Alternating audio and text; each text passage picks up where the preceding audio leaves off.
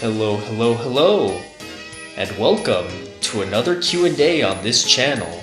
I'm your host, and today we will be answering some more questions. So without further, why do I keep saying without further ado? That's such a tired phrase, such a cliche, oh my god.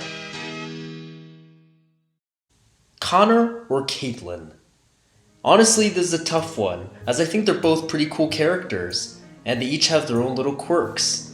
I like the fact that Connor and Caitlin both have their own share of insecurities. We see Caitlin's insecurities in Best Engine Ever, and Connor's in Cautious Connor.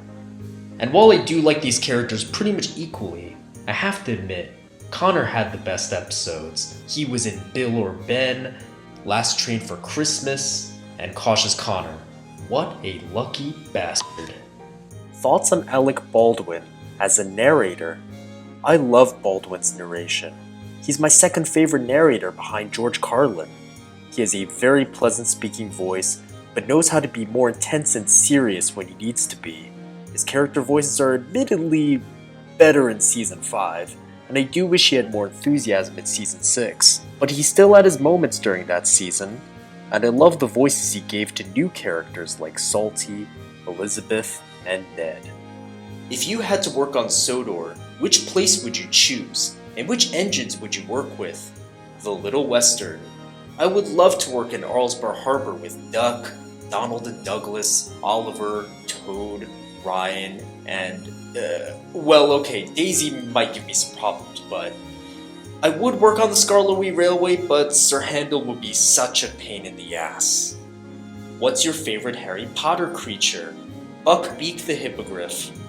What is the most surreal season of Thomas and Friends for you? Season 9. Season 9 is such a polarizing season.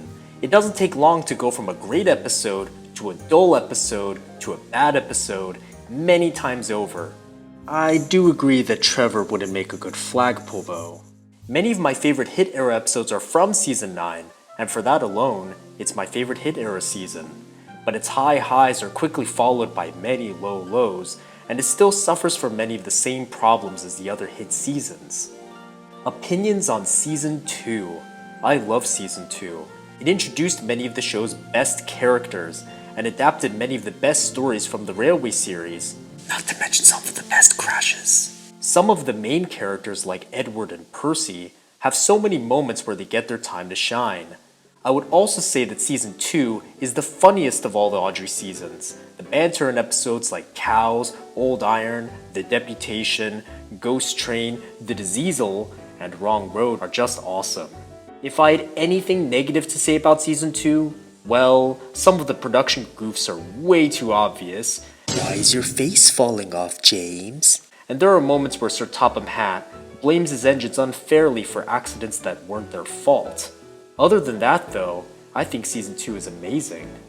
What season of Thomas do you think the brand new show should try to emulate?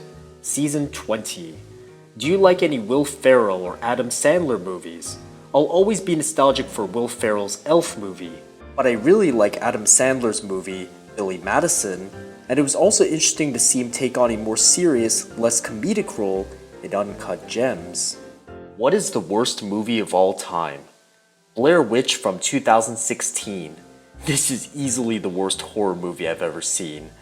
It essentially boils down to someone holding a camera, and every time a scary sound appears, the camera shakes so that you conveniently can't see what's the thing that made that scary sound. It's the cheapest and laziest possible way to make a horror film. I literally could have done this myself. Thoughts on Neville from Season 9? Is he a bad character?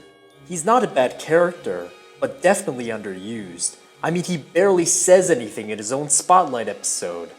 I like the idea of having a new engine that is misunderstood by everyone else, leading to rumors that spread and get out of control.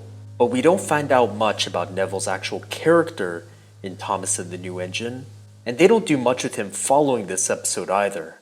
Thoughts on the Big World Big Adventures era, seasons 22 to 24. Much like the Hit era, this era brought many changes to the show, most of which made the franchise worse as a result. There are good episodes here and there, of course, and I'll be honest, I do find it more enjoyable than the Nitrogen era, despite how crazy and downright disrespectful to the franchise these seasons were at times. I'll never like the cartoony elements introduced during this time, I'll never be a fan of the fantasy sequences, and having Thomas as the narrator is just ear-grating, not to mention many of Mattel's goals with these seasons fell flat on their face. They tried to introduce more diversity to the show, and the execution was rather hit and miss. They tried to make more money, only ended up worse off than before, with their stocks at an all-time low. One thing I do appreciate about this era though, is how it tries to stick to continuity with the Brenner seasons. It really feels like they're trying to build off of the Brenner era, so to speak. Episodes like Engine of Many Colors and Free the Roads really do feel like they're building off from season 21. I also love this gag from Gordon and Rebecca coming through in season 24. Express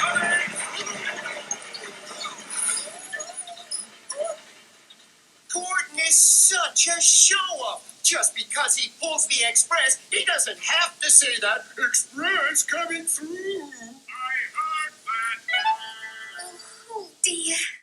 As a whole, I enjoy the Sodor episodes a bit more than the international ones. While the international episodes introduce a lot of new characters and locations, while doing very little with them, and they kind of feel like lost potential.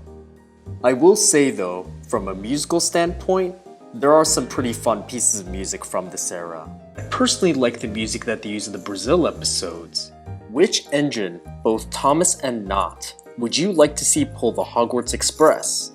I would love to see a Terrier pull the Hogwarts Express, perhaps even Stepney. The City of Truro would be a good choice too.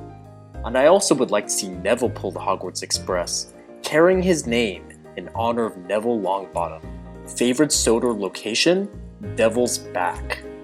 Favorite Tomy or Trackmaster 1 set? Rusty and the Boulder. Your first Thomas item ever? My Thomas Story Library books. Which Thomas characters work best as young characters and why? A lot of hit era characters like Rosie or Mighty Mac most certainly work. Mighty Mac are a pair of Siamese twins who can basically never agree on anything, and Rosie sort of works as a younger sister figure to Thomas. Some of the newer Diesel characters like Paxton or Sydney also seem to work as younger, more naive characters. Do you take any issues with Thomas characters' bases, liveries, or backstories? I've said this before, but I've never liked the idea of Thomas being the oldest engine on Sodor, as explained in Audrey's Sodor history book. I personally prefer Thomas's backstory in The Adventure Begins, where he is not the oldest engine, but him being number 1 is still given an explanation. I also don't like Stepney's backstory in the TV show. Rusty to the Rescue, to put it bluntly, is like a cheesy knockoff version of Escape. Rusty finds a railway full of bluebells, and they need a special bluebell engine to run the line, as if no other engine could do it. I smell bullshit. And then he asks Stepney, do you like bluebells? And Stepney says, yes, bluebells are beautiful. And that's how Stepney, the bluebell engine, works on the Bluebell Railway. Oh Lord. What Thomas item do you not have that you really want to get? Hard to say, but as of now, a Bachman Peter Sam would be really cool. Do you think Season 6 gets too much hate? Yes, absolutely. This could honestly be an entire video on its own, but I personally think that Season 6 is underrated, and is often blamed for things that don't really make sense. Let me explain.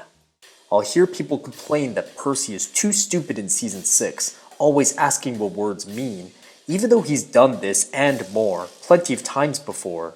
I mean, you literally met Santa in Season 2, and now in Season 3 you're wondering what a Santa Claus is? Really?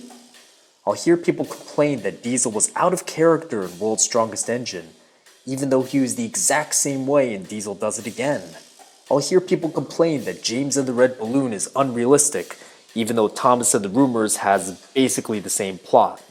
And I'll hear people complain that Sir Topham Hatt was unfair on Percy in Middle Engine, even though he's blamed engines for accidents that weren't their fault, multiple times before.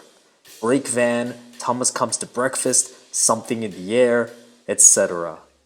I will say this though, I do agree that Season 6's visuals are not the prettiest, but I still think that Season 6 is an underrated season overall. Who do you think will return in the 2026 reboot? I imagine that most major characters in the Railway series will return. Duck, Donald and Douglas, Bill and Ben, and several others. The major road vehicles, like Bertie and Harold, will probably return too. As for everybody else, I have no idea. I imagine that they would keep the cast rather small for the first 1 or 2 seasons. Speaking of characters though, who is your favorite Hit era character? Mighty Mac. He's quite a nice addition to the Skarloey Railway.